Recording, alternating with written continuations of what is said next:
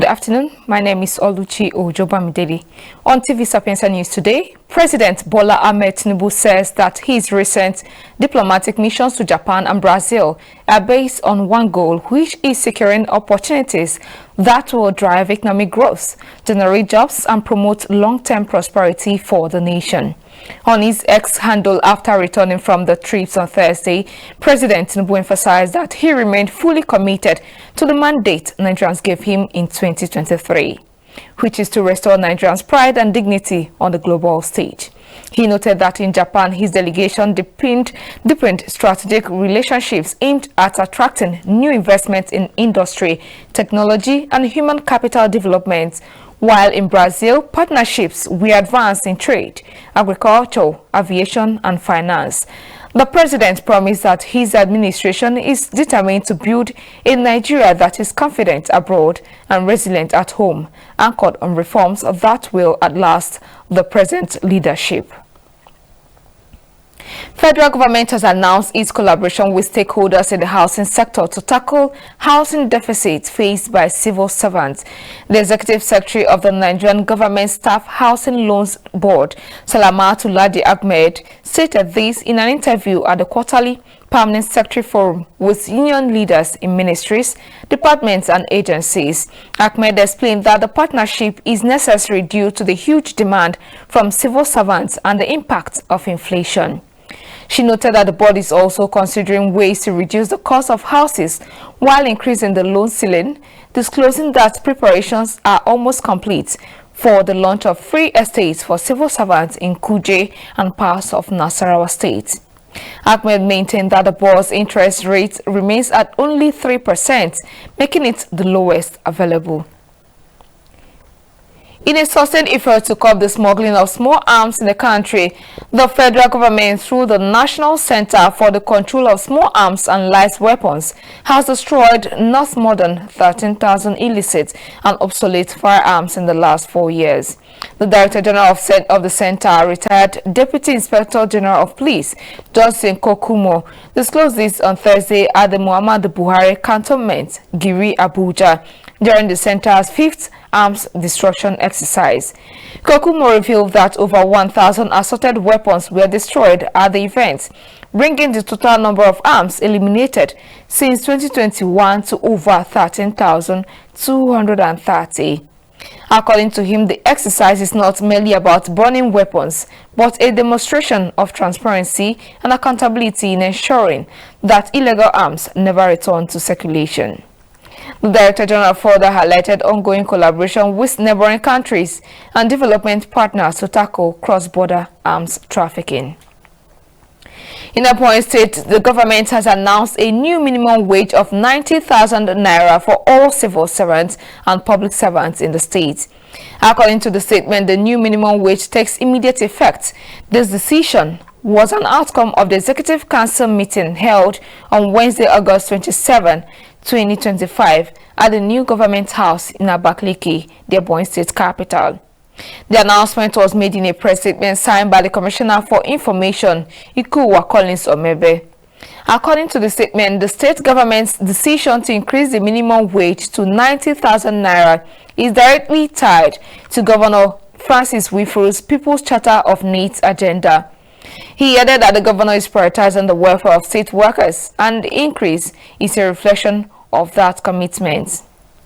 Recall that on Wednesday, the Imo State Governor Hope Uzodinma, during a crucial meeting with labor leaders at the government house, approved an increase in the minimum wage from 70,000 naira to 104,000 naira. Federal government has assured Nigerians that passports will now be delivered within 1 week of enrollment, following sweeping reforms in the issuance process. The Minister of Interior, Olubumi Tunji Ojo, who gave the assurance in Abuja during the ministry's mid-tenure performance retreat, said it is not just about delivering quickly, but delivering quality passports that reflect our integrity as a nation. He noted that the new system is designed to eliminate long delays and extortions that once forced citizens to wait 6 to 7 months or pay as much as 200,000 naira to fast-track processing. The minister explained that the Centralized Personalization Center, the largest in Africa, will ensure faster processing and stricter security. Tunjojo also announced that passport control officers would no longer have the power to approve or delay passport applications following revelations that some of them were the center of corruption and inefficiency in the system. The governor of Ebonyi State, Bala Mohammed, has said that the People's Democratic Party, PDP, not only needs a Southern candidate, but also a Christian from the region to emerge as its presidential candidate for the 2027 election. Mohammed said this on Thursday, revealed that the PDP plans to avoid what he said was a mistake by the All Progressives Congress, APC, when it opted for a same-face ticket for the 2023 presidential poll. According to him, PDP is still open as it has not chosen or narrowed down on any person. On whether PDP has picked the governor for Oyo State, Seyi Makinde, the Ebonyi State governor denied that there is a plan by the party to put him forward as the presidential candidate and make him, the Ebonyi State governor, the running mate. The President Bola Tinubu Special Advisor on Policy and Coordination and Head of the Central Delivery Coordinating Unit, Hadiza Bala Usman, has called for an end to the deployment of policemen as personnel guards to every important personalities. Speaking in Abuja during the Ministry of Interior's performance retreat, Bala Usman insisted that elite protection should no longer come at the expense of national security. She expressed concern over the diversion of police officers and specialized squads from other security agencies from critical security assignments to VIP escort duties, noting that this practice has overstretched the nation's security agencies and deprived ordinary Nigerians of needed protection. The presidential aide assured that the government is working to amend the Private Guard Companies Act to empower licensed private security firms to take over VIP protection roles. The former Vice President Atiku has called for urgent electoral and judicial reforms, warning that democracy in Nigeria is at risk if the judiciary continues to determine electoral outcomes instead of voters. In a statement yesterday, Atiku said while he welcomed the massive turnout of Nigerians for the ongoing continuous voter registration, the same enthusiasm is not translating to high voter participation during elections. He stressed that reversing the decline in voter confidence requires a review of key provisions of the Electoral Act. Atiku cited the need to make the use of the bimodal voter accreditation system and electronic transmission of results mandatory at all levels without leaving room for manual processes, insisting that the collation of results must strictly be based on figures uploaded on the INEC results viewing portal rather than manual collation. He also proposed that the appointment of INEC leadership should be determined through a voting system, not solely by presidential nomination, to ensure credibility. The former vice president further warned against leaving the legitimacy of leadership in the hands of judges. Uganda's ruling National Resistance Party has endorsed President Museveni as its candidate for the next year's general election and his seventh term as leader of the East African nation.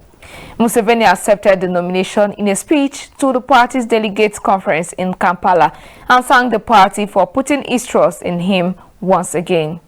Museveni first took power in 1986 as head of a rebel force that has since been elected 6 times after securing constitutional amendments to remove presidential term limits and an age cap.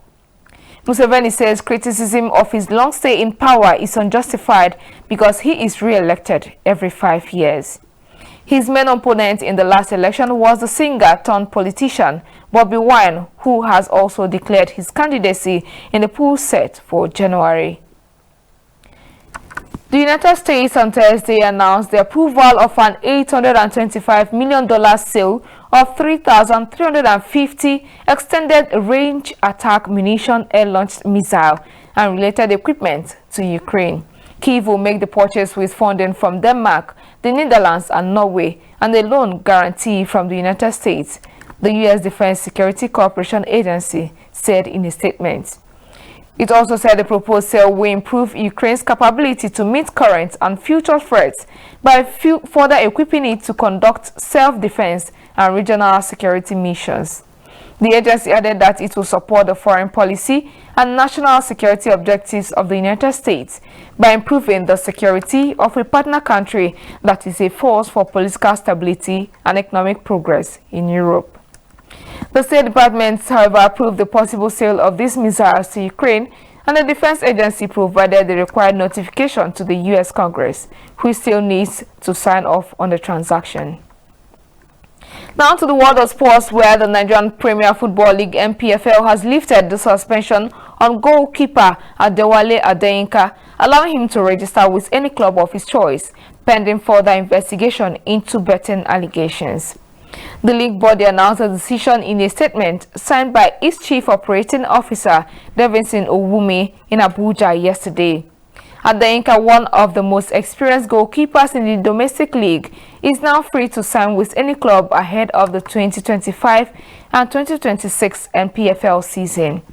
The Plateau United FC goalkeeper had been provisionally suspended in July following allegations of involvement in betting activities, pending the outcome of an inquest by the NPFL Integrity Unit. The NPFL said that Adeyinka honored its invitation to the inquest and provided full cooperation during the investigation, which influenced the decision to lift his suspension. The league body reiterated its commitment to upholding integrity and transparency in Nigerian football, pledging to pursue the matter thoroughly without compromising on fairness. Jannik Sinner has kept his bid to win back-to-back US Open titles firmly on track with a second-round demolition of Australia's Alexei Popyrin on Thursday. Sinner, who only dropped 4 games in his first-round win over Kit Kopriva on Tuesday, was similarly brisk against Popyrin. The 24-year-old broke Popyrin 5 times as he moved through the gears against his opponents, ranked 36th in the world. Sinner faces the Canadian 27th seed Denis Shapovalov in the 3rd round on Saturday. Sinner has reached the final of 3 Grand Slams in this season, winning the Australian Open and Wimbledon, either side of a defeat to Carlos Alcaraz at the French Open. He is bidding to become the first man to successfully defend the US Open since Roger Federer won the last of 5 consecutive titles in 2008. To wrap it up on the news, here are our major news headlines.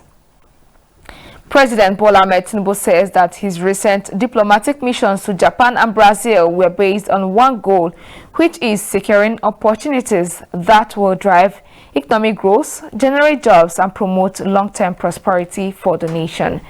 The United States on Thursday announced the approval of an $825 million sale of 3,350 extended range attack munition, air-launched missile, and related equipment to Ukraine. The Nigerian Premier Football League (NPFL) has lifted the suspension on goalkeeper Adewale Adeyinka, allowing him to register with any club of his choice, pending further investigation into betting allegations. And that was the TV Sapienza News at 1. On behalf of the technical and editorial crew, I am Oluchi Ojobamidele. Thank you for choosing TV Sapienza. Stay tuned for more programs.